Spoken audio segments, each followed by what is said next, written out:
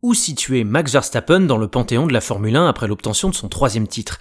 Que penser de l'ascension de plus en plus affirmée d'un Oscar Piastri victorieux au sprint et brillant P2 à l'arrivée de la course? Et que dire de la collaboration décidément truffée de pièges chez Mercedes après un accrochage au départ signé Lewis Hamilton et George Russell? Eh bien, vous n'aurez pas mon avis sur ces questions, car d'une part, je ne ferai qu'une redite de certaines de mes chroniques de cette année, en rappelant des dynamiques qui d'après moi se confirment, voire qui étaient courues d'avance. Et d'autre part, car malheureusement, ce ne sont pas ces événements qui ont retenu mon attention. Le Grand Prix du Qatar 2023 a en effet été bien autre chose qu'une fin de semaine placée sous le signe du sport automobile. Il fut, il me semble, un triste rappel de tout ce qui ne va pas en Formule 1.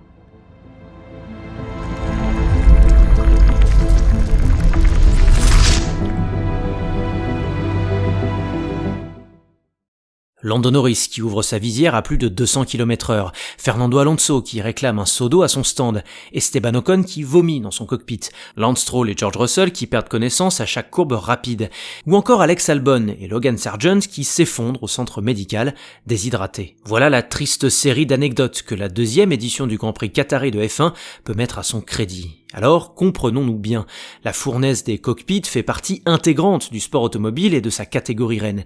Il suffit pour s'en convaincre d'observer la mine des pilotes à chaque fin de Grand Prix de Singapour, ou encore de se remémorer quelques dimanches durant lesquels la température s'était littéralement emballée, comme à Dallas en 1984 ou à Bahreïn en 2005. Puisque donc le facteur température fait partie du jeu, entre guillemets, il ne m'a pas semblé inconscient de la part de la FIA d'avoir laissé libre cours à cette course. Après tout, le choix de courir ou de s'arrêter revenait in fine aux pilotes, comme Logan Sargeant qui jeta l'éponge au tour 40 en fit la démonstration. En outre, et comme l'a très justement rappelé le journaliste Will Buxton sur son compte X, les pilotes ont certes admis qu'il s'agissait de la course la plus difficile de leur carrière, mais aucun d'entre eux n'a affirmé qu'il aurait fallu l'arrêter. Un constat qui n'empêche nullement de tirer des leçons utiles pour l'avenir après un Grand Prix ayant par moments dépassé les limites de l'acceptable, s'agissant des conditions de vie dans le cockpit et de l'hydratation des pilotes. Sauf que passé ce bon sens apparent, un malaise ambiant persiste et signe. Ce Grand Prix du Qatar 2023 semblait tout de même être bien davantage qu'une simple session de sauna de 90 minutes,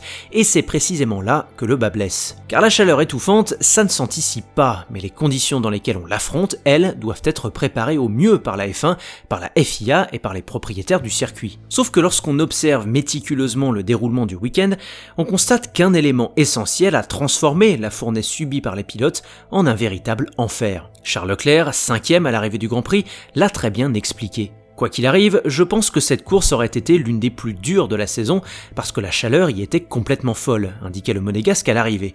Mais le fait d'avoir ajouté 3 arrêts au stand obligatoires nous a obligés à pousser à fond à chaque tour de chaque relais et ce, sans aucun besoin de gérer les pneus. Source du problème donc, ces nouveaux vibreurs posés sur le circuit de Losail et qui, notamment sur les virages 12, 13 et 14, pouvaient mettre en péril la structure des pneus Pirelli en vue, au pire, d'une crevaison à haute vitesse. Face aux craintes partagées par le directeur du manufacturier Mario Isola s'agissant de la sécurité des pilotes, la direction de course a alors changé son fusil d'épaule en imposant une limite de 20 tours par train de pneus pour la course, et donc forcé chaque pilote à effectuer 3 pit-stops minimum. Mais ironiquement, c'est en adaptant à la hâte son règlement de la sorte que la FIA a participé à accentuer la dangerosité de cette course, puisque les pilotes étaient alors contraints d'effectuer 57 tours de qualification dans un four. Alors une fois encore, comprenons-nous bien, on ne va pas reprocher au Qatar d'être un pays sec et chaud, on ne va pas reprocher aux pilotes de vouloir aller le plus vite possible, et on va encore moins reprocher à la FIA d'avoir réagi comme elle l'a fait face aux craintes énoncées par Pirelli. En revanche, on peut clairement pointer du doigt les conditions dans lesquelles ont été organisées cette manche au préalable,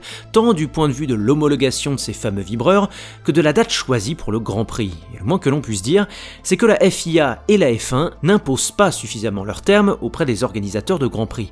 Selon Mario Isola, la communication entre les différentes parties prenantes, c'est-à-dire FIA, équipe et manufacturier, a été défaillante une fois les changements apportés à un circuit de Losail initialement conçu pour la moto. Mais ce n'est pas tout. Au vu de la somme colossale qu'il verse à la F1 pour avoir sa place au calendrier, à peu près 50 millions d'euros par an, nul ne doute que l'État qatari a déjà déjà son mot à dire sur le timing de sa course. Alors l'an prochain, le Grand Prix du Qatar se tiendra à la fin du mois de novembre 2024, une date qui sera sans doute plus supportable pour la santé des pilotes, mais qui aura surtout pour vocation d'être plus rentable d'un point de vue commercial pour le pays d'accueil, lequel profitera d'une visibilité et de recettes plus élevées en fin de championnat. En d'autres termes, n'oublions jamais que l'argent est roi, et dans ce contexte, le pays d'accueil qui paye grassement la Formule 1 semble bénéficier de certains privilèges, quand la catégorie reine, elle, donne de plus en plus l'impression de devoir s'adapter, voire de rafistoler à la hâte des événements peu conçus dans un souci de sport ou de sécurité. Or, ce n'est malheureusement pas la première fois qu'on le constate s'agissant de destinations à forte valeur ajoutée pour la F1. En 2021, le paddock avait découvert le circuit de Jeddah en Arabie Saoudite,